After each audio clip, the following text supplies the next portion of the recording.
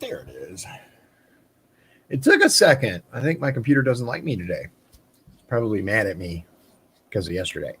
So to catch everyone up, I did not go live yesterday. I intended to. I had everything all set up. My wife can verify I had the thing set up, ready to go. And then let's just say I got violently ill. Let's just leave it at that. And unfortunately, I wasn't able to go live yesterday, but that's okay because here I am today, right? Jack, thanks for joining us. So I got a couple interesting things today. First of all, let's talk about the fact that South Haven is the only parade that is still going on, the only one. What is up with Valpo changing theirs to a cruise night parade? Like, it's literally people driving around in cars. That's all. Dave, what's up, man? Thanks for joining us. So what? Like, that's not a parade. That's a cruise night. But I don't live in Valpo, so whatever. But I don't live in South Haven either. Michigan City canceled theirs. Just about everybody else has just completely canceled their 4th of July festivities. LaPorte canceled their fireworks, but I have been told that there is a business, but I don't know which one. There is a business in LaPorte that said, well, the city's not doing it, we're going to do it. So that's pretty awesome.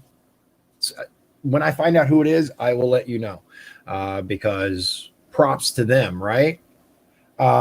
So I will be marching. I wouldn't call it marching. I'll be walking, probably limping in the South Haven parade on July 4th. Oh, okay. Dave says Portage. Maybe it was Portage instead of Valpo. Portage is having the drive arounds. That I don't get it. I suppose here's the thing, right?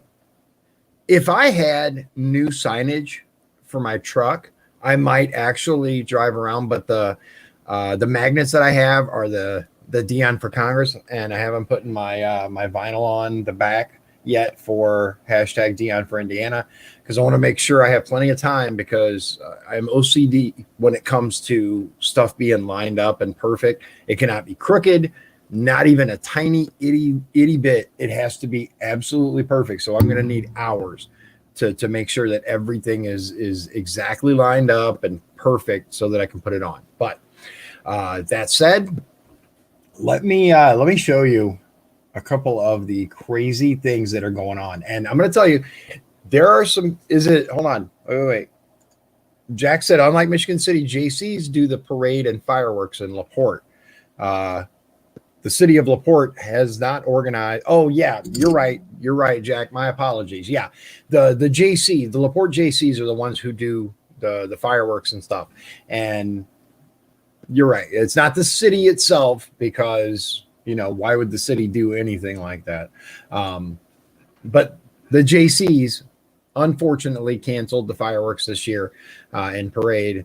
And there is a business, if you can learn which one, by all means, let me know, that is actually having fireworks. So according to my son, who works at McDonald's and hears all the gossip. So I want to show you. And there's some people probably that are going to get really, really mad about this, but I don't care. Let me show you what I'm talking about. So first of all, here's an article, right? It's an article from NWI Times, and it's, a sneak peek at who wins in this fall's general election. And it's basically the Democrats that have already moved into the win column because they're running unopposed. Now, both Democrat and Republican policy is to never let an opponent run unopposed. You never want to let a Democrat run unopposed. You never want to let a Republican run unopposed, because otherwise they have free money, right? Show you that they don't need to spend money. If they're the only person on the ticket, they automatically win. If they are not the only person on the ticket, then they have to actually work for it. They have to go out, they have to meet people, they have to spend money on ads, mailers, flyers, all that stuff, right? And it takes away money from other bigger races. Because look, especially when you're talking about things like state rep, Congress, things like that. You're talking about major involvement from the Democratic National Committee and Republican National Committee, right? DNC, RNC, and it's a big deal. Now, let me show you why this is important, right? No Republicans came forward to contest the re-election of state senators Lonnie M. Randolph of East Chicago and Eddie D. Milton of Maryville, nor is the GOP challenging state representatives Carol B. Jackson of Hammond, Earl Harris of East Chicago, and Reagan Hatcher and Vernon Smith, both of Gary. Lake County Surveyor Bill Emerson Jr. and 3rd District Lake County Commissioner Michael C. Repay won't have to break a sweat in their fall re-election campaigns either. They and David J. Pastrick, who won the Democratic Party nomination for Lake County Coroner, are also unopposed this fall. No Republicans ran for those offices in the June 2nd primary election. Michelle Fashman, I don't know how you say it, Fashman, Lake County Elections Director, said the GOP had until noon Tuesday to scour its ranks for anyone willing to campaign for these empty ballot slots. But Lake County GOP Chairman Dan Durnell said early this week none would be forthcoming. He said few Republicans live in North Lake County, where many of the unopposed districts are, and Democrats who run for Lake's countywide offices rarely lose. Porter County Republican Chairman Michael Simpson said earlier this week he was unable to find anyone to challenge Porter County Surveyor Kevin D. Britsky and County Treasurer Michelle Clancy, who are running unopposed in the November 3rd general election. And Porter County Democrats did not find anyone to challenge Porter County Commissioner Jim Biggs this fall. In LaPorte County, Democratic and Republican Party leaders said they didn't find candidates to run for 3 empty ballot positions as judges for LaPorte County Superior Courts. Blah, blah, blah, blah, blah. The Democrats would also leave Republican Rich Mrozinski running unopposed for the 2nd district seat on the LaPorte County Board of Commissioners. Now, that's going to be important later. Remember that. Republicans did find candidates to make a race of it for 2 legislative districts in Porter and LaPorte counties now held by Democratic legislators. A caucus of Republican precinct committee members chose Dion. They got my name wrong. Dude, they got my name wrong. Look. Okay. They did. Okay, listen. I got to stop this. I got to stop this for a minute. Now, bear in mind, NWI Times has printed my name a number of times for the 1st district race. A number of times. They sent out my press releases. They covered the FOP debate, right? They had to print the results from the election several times. They have had to print my name, and they got it wrong. Let me show you. Good Lord. Dion, they call me Bergerson. It's Bergeron of Michigan City to challenge 9th District State Rep Pat Boy of Michigan City, and Timothy Jaycox to run against 10th District State Rep Charles Chuck Mosley of Portage. Okay, they're wrong there too. He is not running for the 10th District. Jaycox is running for the 8th District. Is there such a thing as an editor anymore? Is there such a thing as people who proofread these articles? Who wrote this? You know how I know that Tim Jaycox is running for the 8th District? Not only do I talk to him on a regular basis, I was at the caucus. Bruh. Who wrote this? Who wrote this article? I got to know. Let's see. Holy cow. Back up. Bill Dolan. Okay, I don't know who Bill Dolan is, but okay, the picture, John J. Watkins. Okay, so Bill Dolan. I'm gonna have to email Bill. Anyway, so Democratic precinct committee members chose Gary Davis to run for the 8th District State Senate seat, currently held by Mike Boachek of Michiana Shores. And then it goes on to other stories. Okay, now, a couple of things. First of all, how can you get my name wrong, dude? How many? Bruh. Okay. They got my name wrong. They got the district that Tim is running for wrong. But there's more to this story. Let me show you what I mean. So On the Facebook page group, MX Cartoons, there's a post by Jan Naresi, right? Quote, the head of the GOP is a lying piece of Kimberly Poland lives in North Lake County, Indiana. Kim Poland filed to run to fill a ballot vacancy for 3rd District Commissioner against Democrat 1.5% Mike Repay. Dan Durnell is a disgrace to the Republican Party. I spoke with Andy Quinnell 3 weeks ago and told him Kim Poland wants to run for commissioner. And he told me that they already have someone in mind for that spot. Well, Andy Q, where is that someone? Or are you just a two-faced liar like Dan Durnell and his co-conspirator Mike Repay? Oof.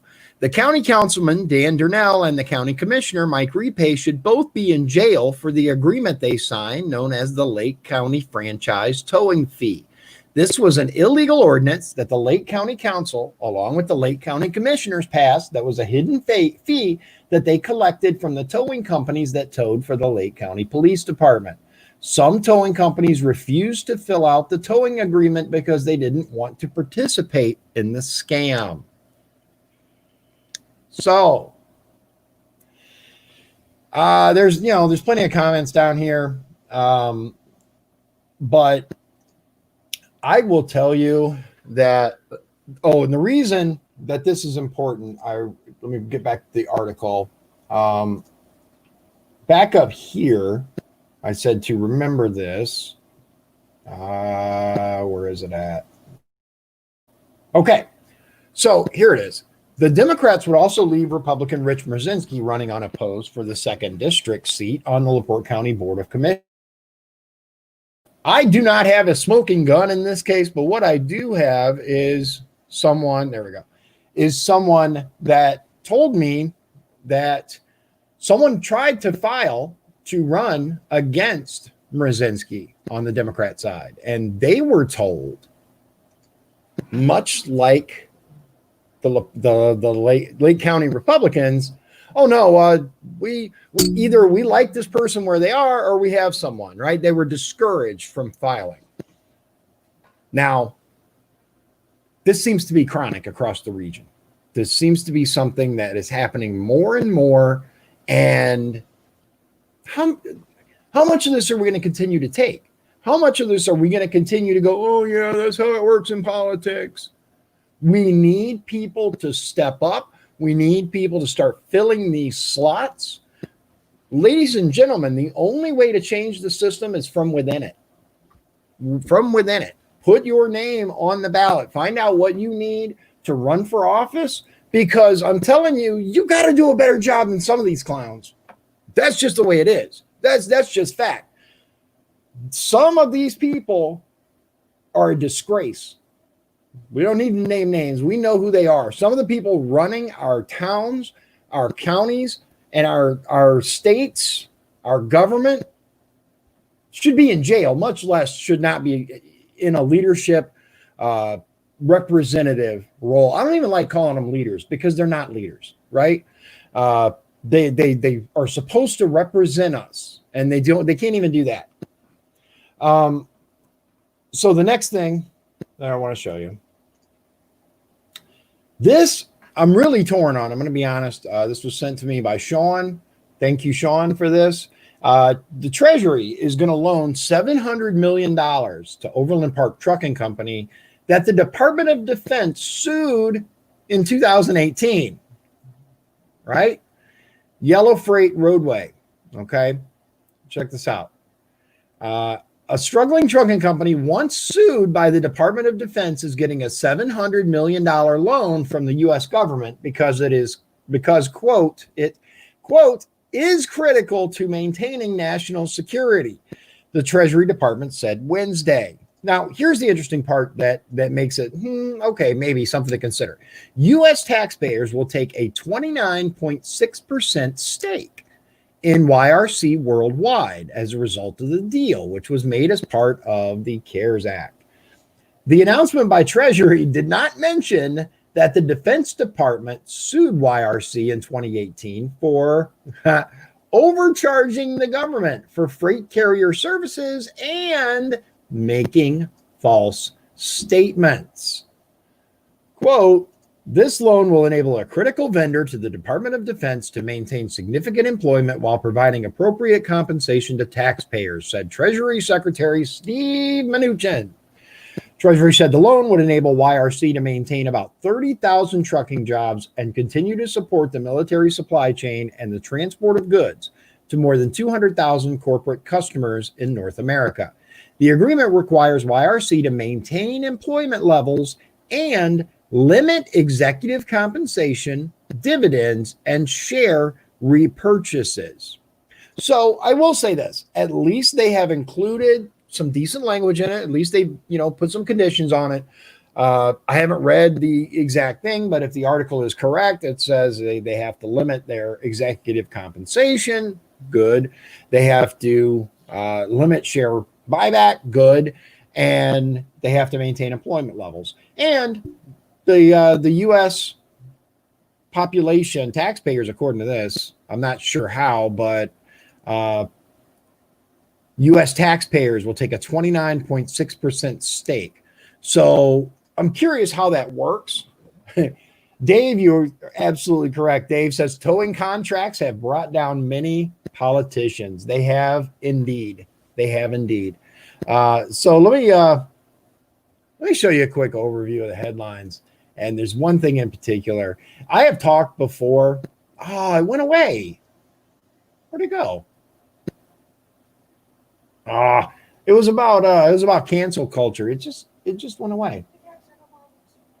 Yeah, my wife wants me to let you know that they got Jenna Marbles. Cancel culture came for Jenna Marbles.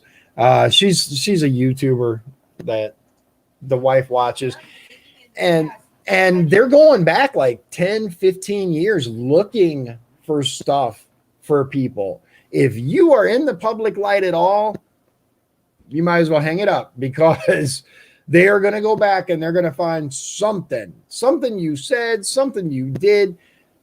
As a society, we have to stay. Cancel culture is no different than mob rule. That's all it is. The loudest voices, right? The loudest voices stoke up the fire. I've covered cancel culture before. I'm not gonna dive into it or anything here, but there are some serious consequences for some of this stuff. Some of the people that they've lost their jobs. There are people that have lost their lives because of cancel culture. This is an interesting story here. It says, father said no one contacted him after his son was gunned down in Chop Zone. President Trump called, right? So there is, and this is important too. Check this out, right? So Duckworth to block military promotions until whistleblower advanced. So you remember Vindman, right? This guy right here. Senator Tammy Duckworth from Illinois on Thursday announced her intention to block Senate confirmations for 1,123 senior U.S. Armed Forces promotions until Defense Secretary Mark Esper confirms he will not block the, quote, expected and deserved promotion of Army Lieutenant Colonel Alexander Vindman. Yeah, that guy. Remember, the guy who went way outside the normal chain of command, the guy who leaked everything to the press, that guy. They want him, the Democrats want him promoted and say that they are going to block all other promotions until he is promoted. Seriously? This is how ridiculous these people are getting. This is how insane the representatives, I got to remember, they are not leaders, but representatives of this country, this is how unhinged they've become.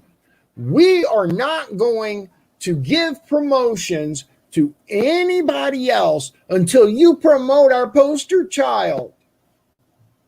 Seriously, it's sickening. It is absolutely sickening. And I would actually like to hear from people who have actually served how you feel about this guy. I know that, look, I know the chain of command it's sacrosanct. It's absolutely critical in the military and paramilitary organizations as well, right? Police departments, correctional officers. The chain of command is critical. It's there for a reason, because you can't just go call the president when you have a problem. There's a chain of command for a reason. This guy went like way around and up. He did not process things through the proper chain of command at all. And that's the minimum of what I can say about this guy. Yeah, Dave, I mean, look, we've seen since the election, we have seen a dedicated effort to undercut and outright bring down a sitting president. We have seen the most insane things that I ever thought could happen in this country. We have seen mainstream media organizations jumping on the bandwagon to bash a sitting president. We have seen sitting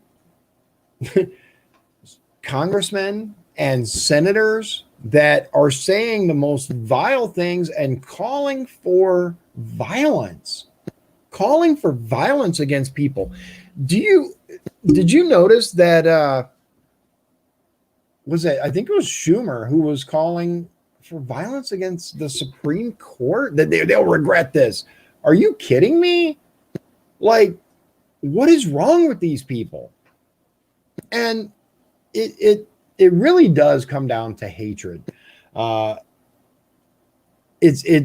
kills me is the push, right? The hard push from the left that anyone who doesn't outright blatantly hate Donald Trump must be an evil, vile, hateful person.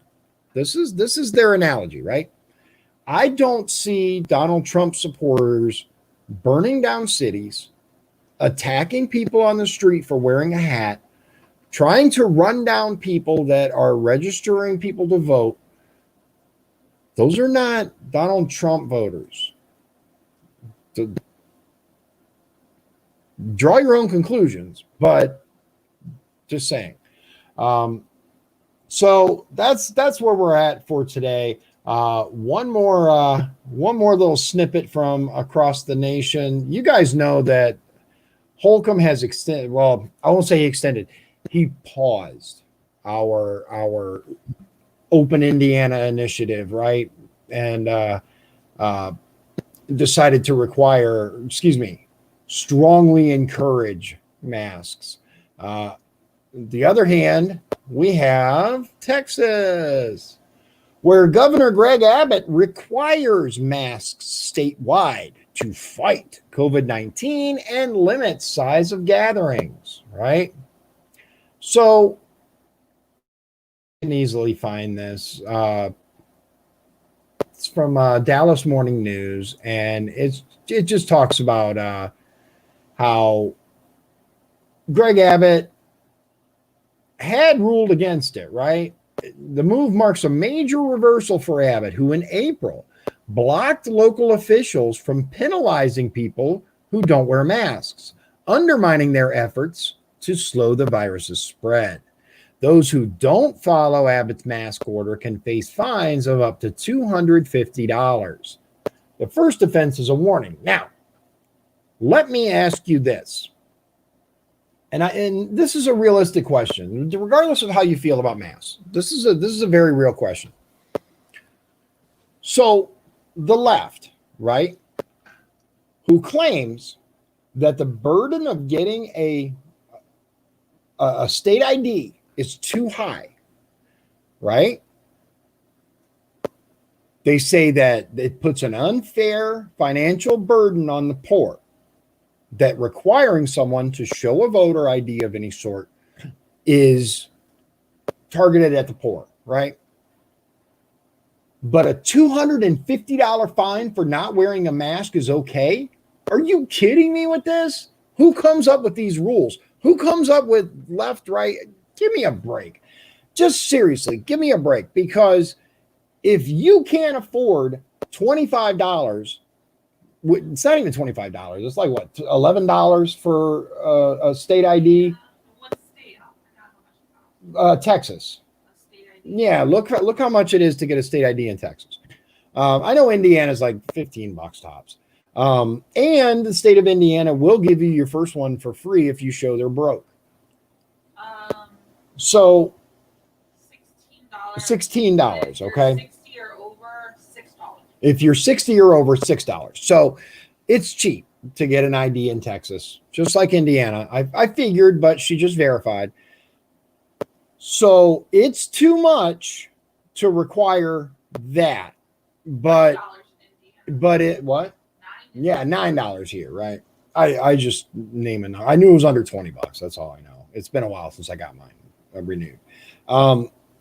So it's okay to require a $250 fine. That doesn't affect the poor. Now, my question is, do they just hand masks out? Do they just give them away?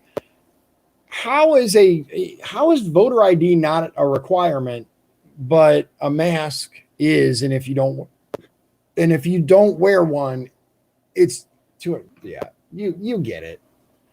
Dave said, "Oh yeah, I saw you were in the hospital, Dave. I hope you're okay." He said, "I was in the hospital last night. Doctor and nurses all said it's overblown." I believe that. Look, nobody is saying that the virus doesn't exist.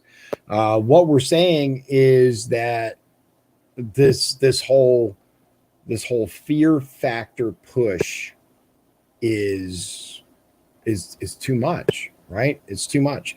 And you can tell the people that believe the news about and I mean like CNN and stuff like that, the big push for, oh my God, fear everything, don't leave the house, because they wear their mask, right, all the time in the car by themselves, driving to and from places. They get out, they make sure it's covered, everything, and half the people aren't even wearing them right, or they'll grab them and they put their hand back right on their face.